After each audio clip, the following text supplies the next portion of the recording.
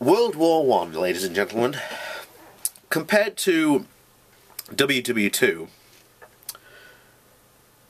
you could go to any game store and pick out any game based on W2 very easily. However, World War One, you'd be incredibly hard to find one because, quite frankly, there aren't any. And you have to wonder why. Or, quite frankly, I think this is probably a fault on the developers. Because I think this was brought up, must have been a couple of years ago now. And I can't remember if it was...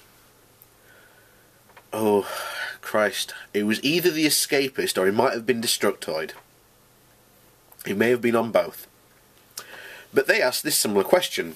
And when they went to the developers said, oh, we don't think it'll give us a good variety. And I'm just like, good variety? First of all, I think this is a common misconception that people think that as soon as they began, they started in trenches and then they never left. But they didn't. Indeed, the very first year of the war was quite a very much a mobile war before the Germans dug in and started what they called the Race to the Sea. And even then, when there was trench warfare, you still have, you know, just thinking about doing assaults on, you know, enemy trenches, or, you know, defending your own, or, you know, taking an enemy trench and defending it from an enemy counter-attack. All the, you know, you can have different terrain types, and not only that, but then, you know, you have the St. Michael offensive that you could do from the German perspective, and then even, you know, the 100-day offensive. You know, the 100-day offensive wasn't trench warfare. It was what we would consider traditionally to be a very more mobile battle. So that's, I think, a misconception that people get into, where, yes, there was a lot of bogging down. There was still a lot of movement going on, but not to the scale that, you know, you would see, for example, in World War II. But don't worry, because hopefully these three mods should hopefully fulfill your desires to play in this period, because they are very, very good mods. The first one is for Mount and Blade Warband. It's literally just come out, only last week I think it was, called Iron Europe. And Iron Europe is absolutely brilliant. I really hope that the developers keep on working away at this mod, because this mod could be really, really good. And from the way I've seen the community take to it, it's very much the way that the community took to Mount and Musket when that came out, the Napoleonic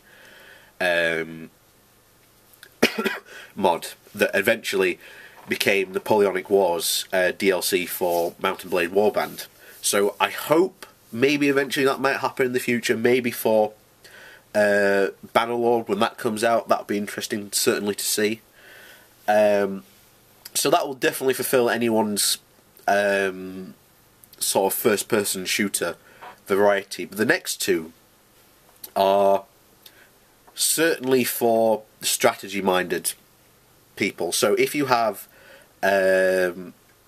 Empire, Napoleon Total War, then you will find a mod called the Great War Mod.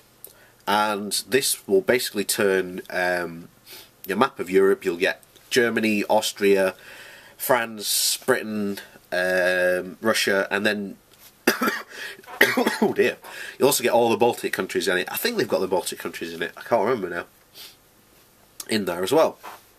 So that, again, if you want to plan a more realistic level, you know, sort of move your armies about, then again, that's very good. I always wish that when they did Fall of the Samurai, people are always saying, oh, you need to take what you've done in Fall of the Samurai and make a, you know, a American Civil War DLC, and I wish they had made an American Civil War DLC, because that would have been really good.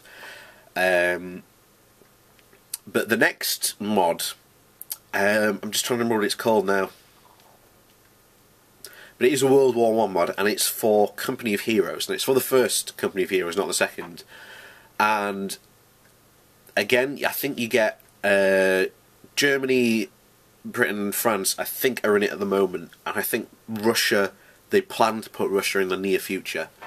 But again, it takes the Company of Heroes setting and takes it from World War II back to World War One, and they've even managed to put in that your units can engage in melee combat as well.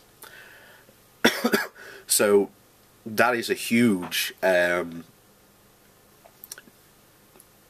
with what they've particularly done.